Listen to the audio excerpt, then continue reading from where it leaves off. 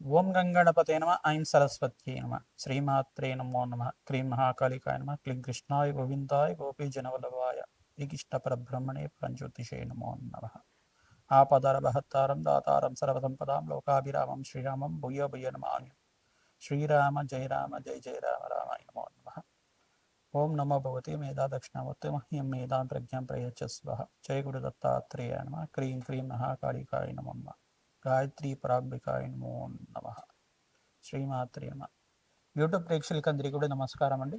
నేను పాలపర్తి గురునాథ సినిమా జయ గురు దత్తాత్రేయ నమ. మీకంతా కూడా గోచారరీత్యా గ్రహాల యొక్క స్థితిగతి కలయిక, గ్రహాల యొక్క ప్రభావం అంతా కూడా మానవాళి మీద మాస ఫలితాల్లాగా ఈ యొక్క గ్రహాల యొక్క సంచారం మేరకంతా కూడా ఎటువంటి ప్రభావం అంతా కూడా చూపిస్తుంది.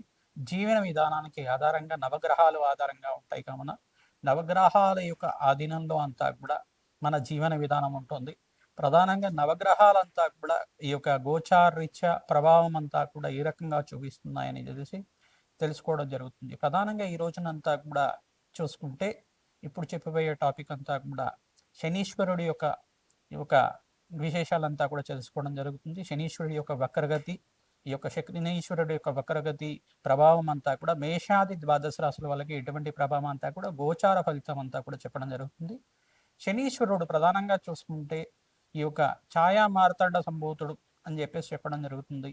సూర్యనారాయణ స్వామి యొక్క ప్రియపుత్రుడిగా చెప్పడం జరుగుతుంది.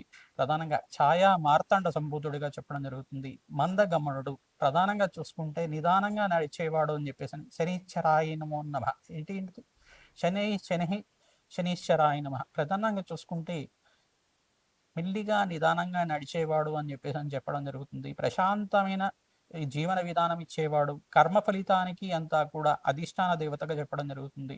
కర్మశేషాన్నంతా కూడా అనుభవించే విధంగా చేయడం జరుగుతుంది. ప్రధానంగా ఎవరైతే కనుక పుణ్యకర్మలు చేసిన వాళ్ళకి అత్యంత పుణ్యకర్మ ఇచ్చే విధంగా, పాపకర్మలు దుష్కర్మలు చేసే వాళ్ళకి దుష్కర్మలు ఇచ్చే విధంగా, అంటే పాప ఫలితాన్ని అనుభవించే విధంగా చేసే విధంగా, కర్మ ఫలితాన్ని అంతా కూడా ఇక్కడే అనుభవించే విధంగా చేసే గ్రహంగా చెప్పడం జరుగుతుంది. ఒక న్యాయ నిర్ణేత లాగా, ప్రధానంగా ఒక జడ్జి లాగా కానీ, ఒక న్యాయ నిర్ణేత లాగా కానీ, ప్రధానంగా ధర్మాచరణని అంతా కూడా ఆచరించే విధంగా మానవాళికి అంతా కూడా జీవన విధాన్ని అనుభవించే విధంగా చేయడం జరుగుతుంది. శనీశ్వరుడు అంటే ప్రధానంగా కర్మ ఫలదాత. ఎటువంటి కర్మలకి ఎటువంటి శిక్ష అనేది చేయడం జరుగుతుంది. పరీక్షలు ఇస్తూ ఉంటాడు. ప్రధానంగా ఈ యొక్క జీవితంలో అంతా కూడా పరమార్థం ఏంటి, జీవితం విధానం అంతా కూడా ఎలా జీవిస్తే కనుక అత్యంత శుభప్రదంగా ఉంటుంది, జీవితంలో కష్టాలు అనేది కాకుండా సుఖాలు కూడా రావడానికి, జీవితంలో ఉన్నత స్థితి కలగడానికి అంతా కూడా శనీశ్వరుడు అంతా కూడా అత్యంత యోగకరమైన గ్రహంగా చెప్పడం జరుగుతుంది. రాజయోగాన్ని ఇచ్చే గ్రహంలో అంతా కూడా ప్రధానంగా శనీశ్వరుడు ఇచ్చిన రాజయోగం అంతా కూడా ఏ గ్రహం కూడా ఇయ్యలేదని చెప్పేసి చెప్పడం జరుగుతుంది.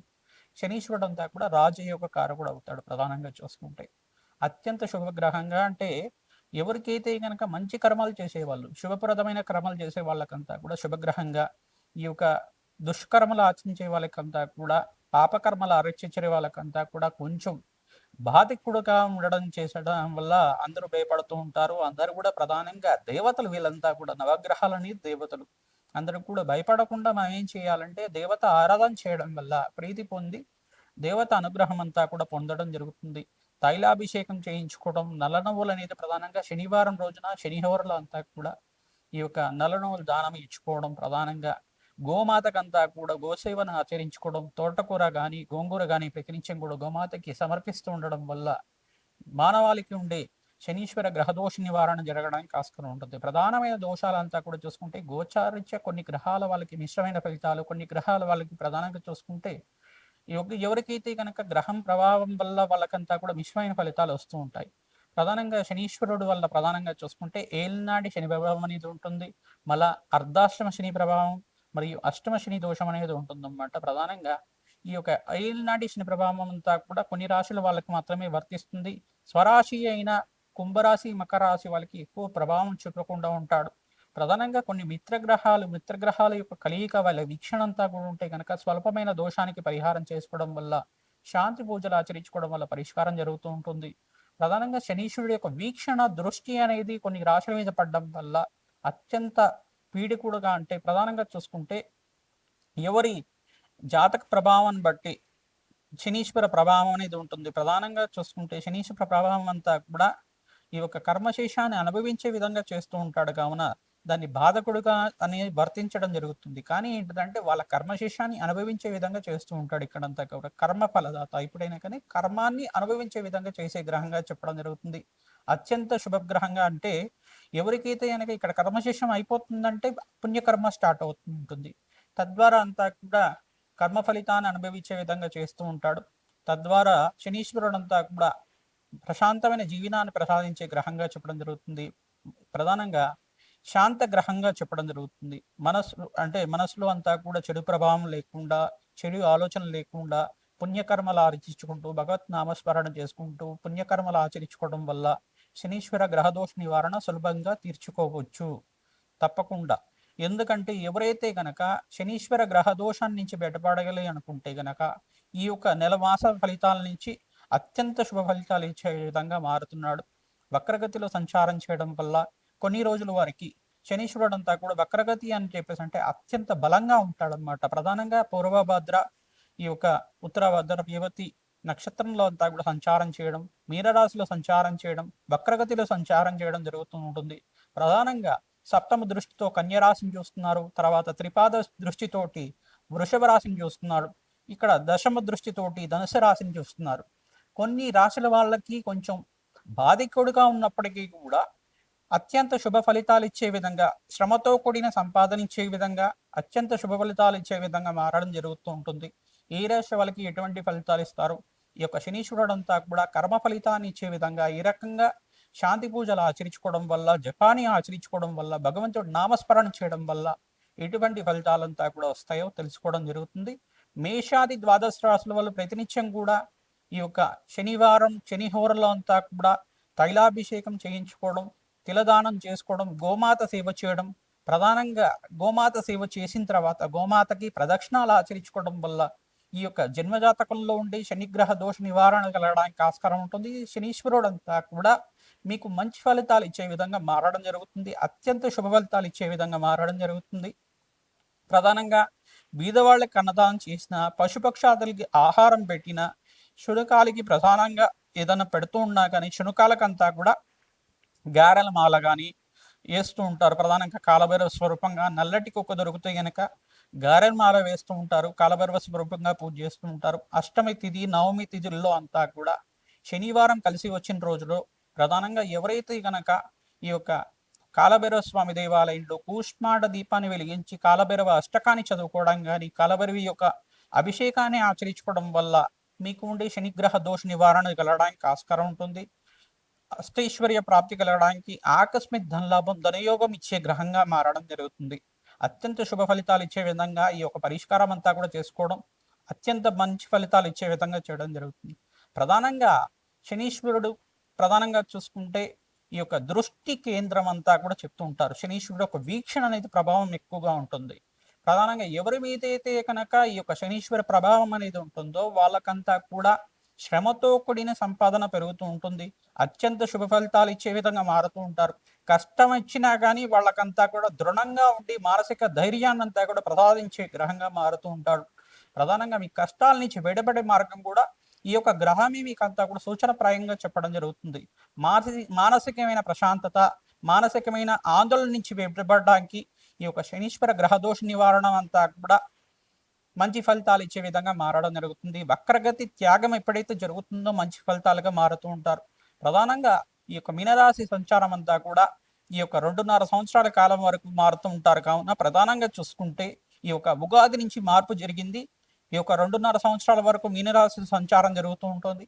తద్వారా కొన్ని రాశుల వాళ్ళకి కొన్ని దుష్ప్రభావాలు కానీ ఒక బాధికుడుగా ఉన్నప్పటికీ కూడా అత్యంత శుభ ఫలితాలు ఇచ్చే విధంగా, శ్రమతో కూడిన సంపాదన ఇచ్చే విధంగా, వ్యవసాయదారులకు కూడా మంచి ఫలితాలు ఇచ్చే విధంగా, వ్యాపారస్తులకు కూడా యోగకరమైన జాతకాన్ని ఇచ్చే విధంగా, ప్రధానంగా ప్రశాంతమైన జీవితాన్ని ఇచ్చే విధంగా, అష్టైశ్వర్య యోగం ఇచ్చే విధంగా మారబోతున్నాడు.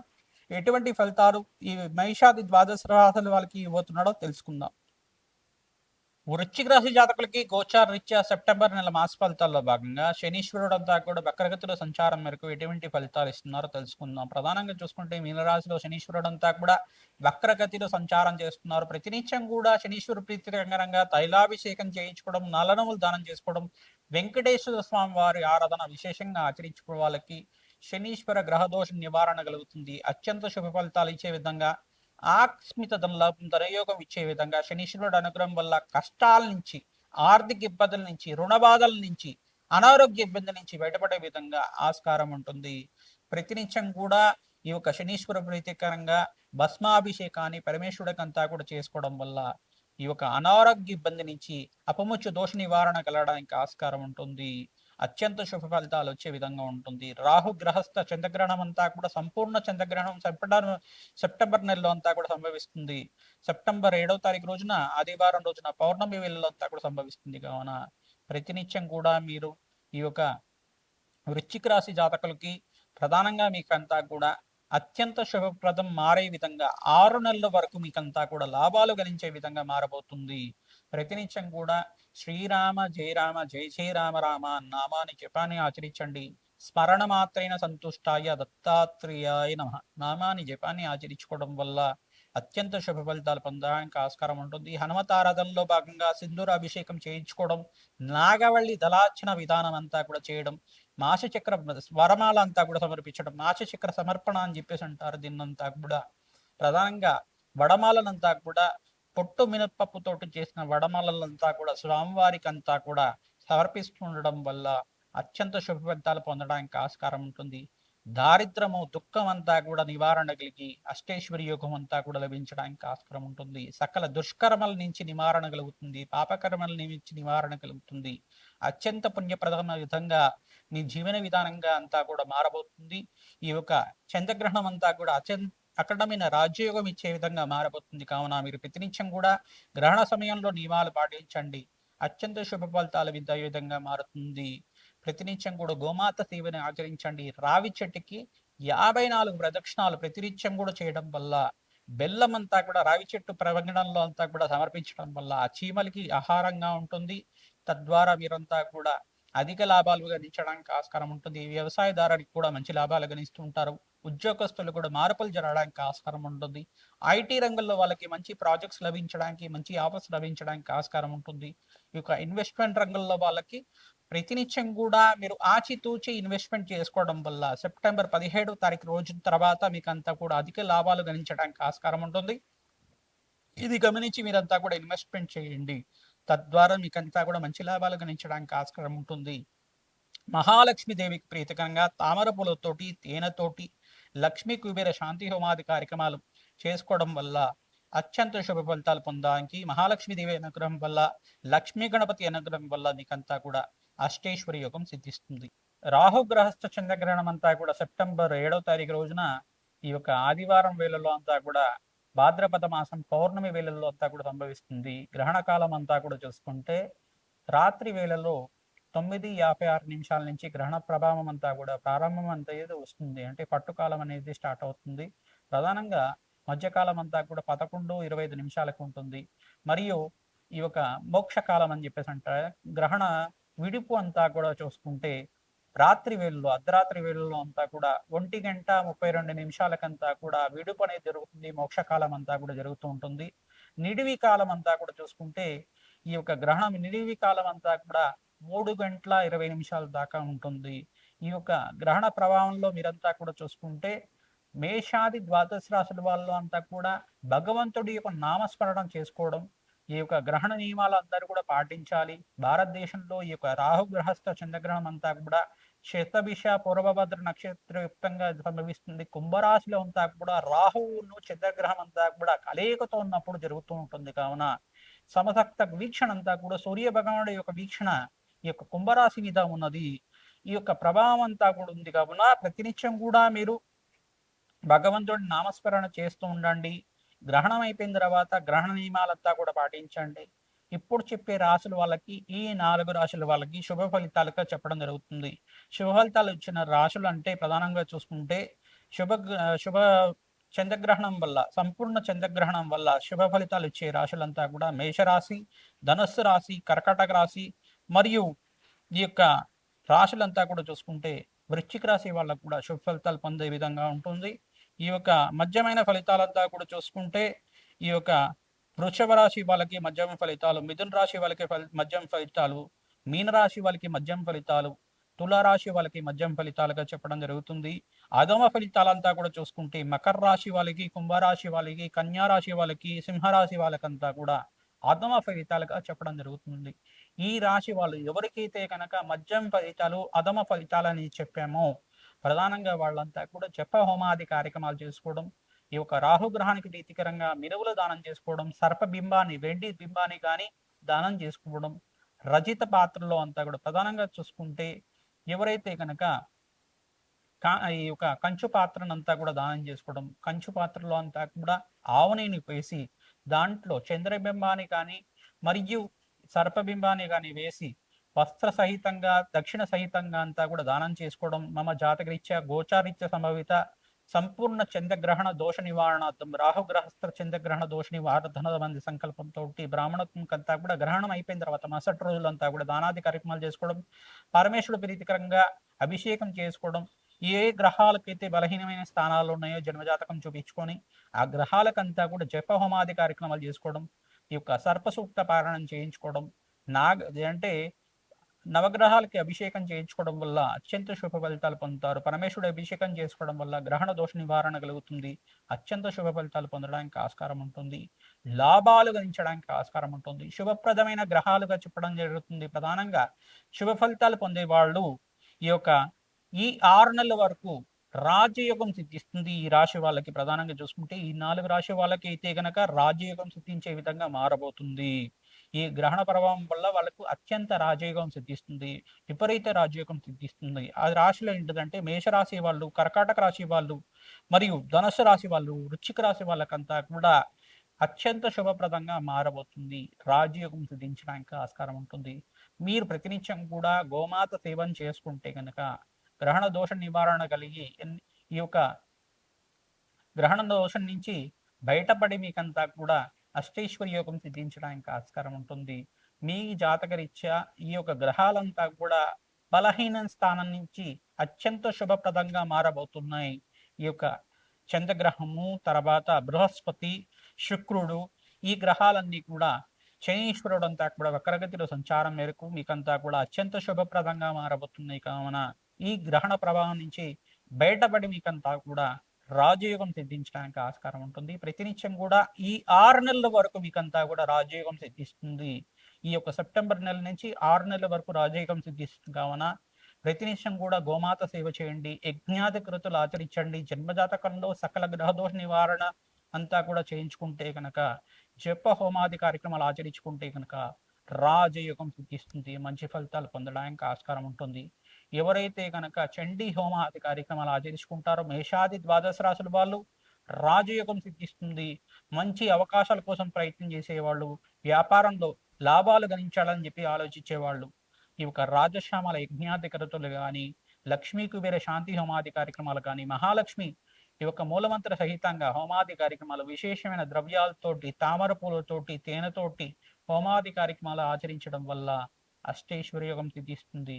మంచి అవకాశాలు సిద్ధించడానికి ఆస్కారం ఉంటుంది. సకల రంగాల్లో వాళ్ళకి, వ్యాపార రంగంలో వాళ్ళకి కానీ, వ్యవసాయ రంగంలో వాళ్ళకి కానీ, ఐటీ బిజినెస్ రంగంలో వాళ్ళకి కానీ ఈ శాంతి హోమాది కార్యక్రమాలు చేసుకోవడం వల్ల అష్టైశ్వర్యోగం సిద్ధించడానికి ఆస్కారం ఉంటుంది. ప్రధానంగా చూసుకుంటే ఈ యొక్క సినీ రంగంలో వాళ్ళకు కూడా మంచి అవకాశాలు సిద్ధించడానికి, గ్రహణ ప్రభావం అయిపోయిన తర్వాత మంచి లాభాలు గణించడానికి ఆస్కారం ఉంటుంది. ప్రతినిత్యం కూడా ఈ యొక్క రాజశ్యామల యజ్ఞాది క్రతువులు కానీ, వారాహిదేవి శాంతి హోమాది కార్యక్రమాలు కానీ, కాలభైరవ శాంతి హోమాది కార్యక్రమాలు కానీ, లక్ష్మీ కుబేర శాంతి హోమాది కార్యక్రమాలు కానీ ఆచరించడం వల్ల అష్టైశ్వర్య యోగం సిద్ధించడానికి ఆస్కారం ఉంటుంది. మంచి అవకాశాలు సిద్ధిస్తాయి. శ్రీమాత్రే నమః.